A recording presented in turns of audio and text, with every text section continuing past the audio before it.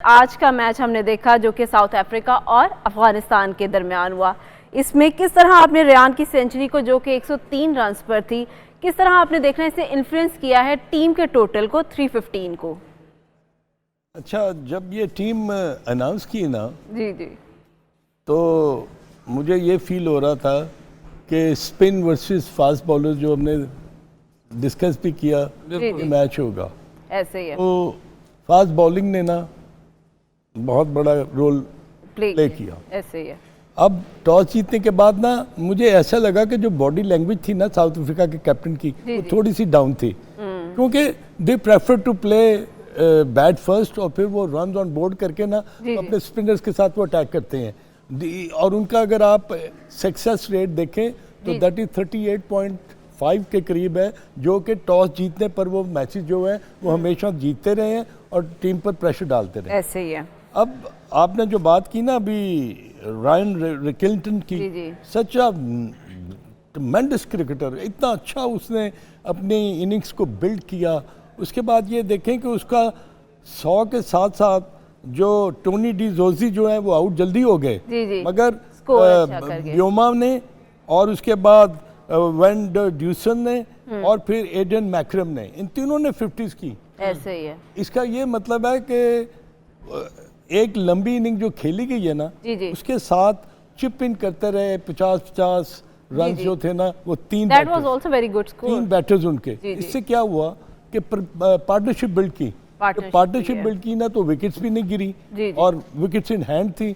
उसके बाद 315 रन जो उन्हें ऑन बोर्ड किए ना, तो उस वक्त मैं ये फील कर रहा था, मैं देख रहा था कि अब साउथ अफ्रीका के फास्ट बॉलर जो है ना वो बैक ऑफ लेंथ बॉलिंग करेंगे। बैक ऑफ लेंथ बॉलिंग का मतलब होता है कि वो शॉर्ट पिच बॉलिंग पर ज़्यादा इन्हिसार करेंगे, और वो जो अफगानिस्तान के बैटर्स हैं ना उनके लिए मुश्किल पेश आएगी। और आप देखें कि अफगानिस्तान के बॉलर्स में सिर्फ फारूकी ने नया गेंद किया, उसके बाद उनके पास ऐसे बॉलर नहीं थे जो एक्सप्रेस स्पीड के साथ बॉलिंग कर सकें। बाकी अगर आप देखें तो चारों बॉलर जो थे ना साउथ अफ्रीका के, लंबे कद के, बहुत टफली बिल्ट, और उनके पास स्पीड भी थी, पेस भी थी, बाउंस भी था, इसलिए उन्होंने ना बिल्कुल किसी किस्म का मौका नहीं दिया।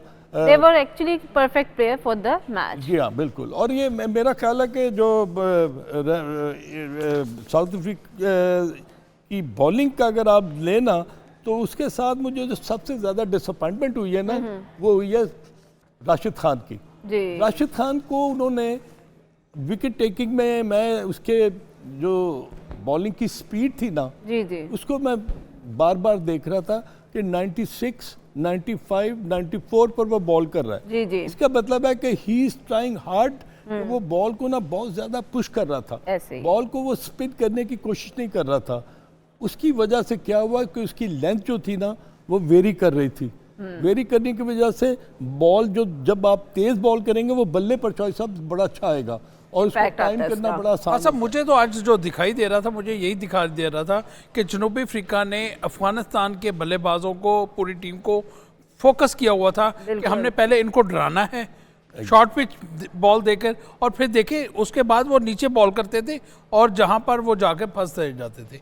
ये उन्होंने अपनी बॉलिंग में वैरायटी का इस्तेमाल किया। ये जैनसन ने, रबादा ने और नेगेटी ने, तीनों बॉलर्स ने बेहतरीन बॉलिंग। ये उनकी जो स्ट्रेटजी थी वो यही थी कि once they have score on the board 315 जब कर लिए ना, तो अब उन्हें पता था कि जो अफगानिस्तान की बैटर्स हैं उनमें इतनी एबिलिटी नहीं है, क्योंकि ये डिपेंड करते हैं अपने दोनों ओपनर्स पर। बिल्कुल। आप देखें कि रहमानुल्लाह गुरबाज और इब्राहिम जारदीन की जो पार्टनरशिप है ना, ये बड़ी मैटर करती है। इन दोनों में से एक या दोनों आउट हो जाए ना, तो फिर नीचे जो है इतने ज़्यादा नहीं। रहमत शाह ने बहुत उम्दा बैटिंग की है, उसने अच्छा स्ट्राइक रेट के साथ उसने 90 रन्स किए हैं, मगर वो अकेला मैच को जिता नहीं सकता था। ऐसे नहीं, मैच को जीतने के लिए 2 से 3 ऐसी पार्टनरशिप चाहिए, दो मैच को पहले मैच को बनाएं, फिर मैच को जीत के डीप लेके जाना पड़ता है आपको। ये कायनात क्या कहोगे आज के मैच के हवाले से?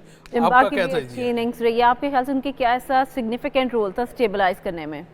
मेरा ख्याल है कि उन्होंने रिस्पॉन्सिबिलिटी के साथ खेला है। डेफिनेटली। तो एक बड़े प्लेयर की निशानी होती है, और अगर आप उम्दा प्लेयर की निशानी है ये। उम्दा प्लेयर की निशानी है, तो बड़ा प्लेयर उम्दा प्लेयर वो एक ही होता है। सही है। नहीं तो इसकी एक वजह ये भी तो हो सकती है ना कि जनूबी अफ्रीकन टीम पाकिस्तान की सरजमीन पर 2 मैच हार चुकी हुई थी, तो अब उन्होंने यहाँ की कंडीशन पे भी वो समझ गए फोकस किया होगा कि हमें इस कंडीशन के मुताबिक यहाँ पे खेलना है, तो ये भी एक फ़ायदा हुआ जनूबी अफ्रीका को। बिल्कुल बिल्कुल, ये उनको ऑब्वियसली ये उनके फेवर में गई है बात। और जिस तरह से वो लोग खेल रहे थे और जिस तरह से उन्होंने, आपने बताया ना कि प्लानिंग के तहत उन्होंने अफगानिस्तान को आउट किया, वो एक उनको डायरेक्शन, अपनी क्लैरिटी थी कि हमने ये काम करना है। आज आके अगर हम टॉस जीतते हैं, बैटिंग करेंगे, बैटिंग में हमने कैसे करना है, नीचे अगर हमारी फॉलो विकेट्स हो जाती हैं हमने कैसे करना है, अगर हमारा प्लेयर ऊपर वाला चढ़ जाता है उसने रिस्पॉन्सिबिलिटी लेके खेलना है। फिर उसके बाद आप नीचे आ जाएँ तो ये माकरम ने बड़ी अच्छी इनिंग खेली है। इसने एक आप कह लें कि मोमेंटम जो सा था ना, जाने नहीं दिया अफगानिस्तान की तरफ। सर बात कर रहे थे कि राशिद खान ने बहुत कोशिश की है कि वो इनको आउट कर ले, लेकिन उन्होंने मेरे ख्याल में कि उन्होंने T20 वाली बॉलिंग की है, उन्होंने ODI वाली बॉलिंग नहीं की। क्यों? क्योंकि अगर आप वेरिएशंस के साथ जाएंगे, स्पीड के साथ जाएंगे, हमने कल भी ये बात की थी कि ODI is a longer format और आपको इसमें विकेट्स चाहिए होती हैं। अगर आप बैट्समैन को खिला देंगे, देखें राशिद खान के 10 ओवर थे, वो निकाल लेंगे, वो आराम से, वही हुआ ना, उन्होंने जीरो विकेट्स है उसके पास, उसने जो करना चाहा उसने करने नहीं दिया उनको दूसरी टीम ने। तो यही बात होती है कि आपको, राशिद खान ने इतनी क्रिकेट खेली हुई है, मेरा ख्याल है उनको भी अंदाज़ा होगा, पता नहीं उनके माइंड में क्या चल रहा था कि पाकिस्तान की विकेट पे बहुत बड़ा ब्रेक मिलेगा या बहुत स्किड करेगा बॉल, पता नहीं क्या उनके माइंड में था। लेकिन उन्होंने T20 के हिसाब से बॉलिंग की है, ODI वाली बॉलिंग उन्होंने की ही नहीं है। और उन्होंने जो अटैक की आप बात कर रहे हैं ना कि उन्होंने अटैक किया, तो पाकिस्तान की जो आप ओल्ड क्रिकेट देखें ना पाकिस्तान की, उसके अंदर ये होता था कि वसीम अकरम वाली, वो लोग अगले बंदे को डराते थे। सबसे पहला काम उनका ये होता था कि भाई आज मुझे वो चीज़ झलक नज़र आई है। मैं क्योंकि बैठ के मैच देखता रहा, फोकस रहा ना, क्योंकि हमने नाज़रीन को बताना भी तो होता है ना कि क्या चीज़ें थी।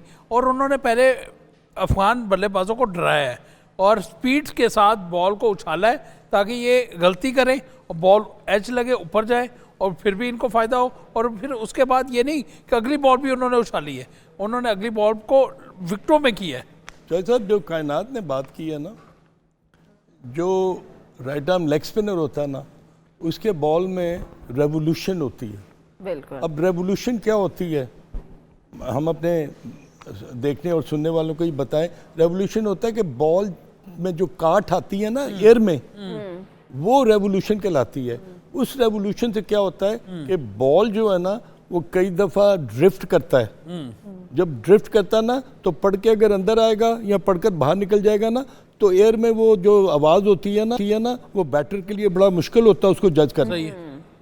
तो फॉर दैट मैटर मैं देख रहा था कि इतना एक्सपीरियंस बॉलर है राशिद खान, उसका मेन मोटिव सिर्फ रन रोकना नहीं है, उसका जिस तरह कायनात ने कहा विकेट्स भी लेनी है।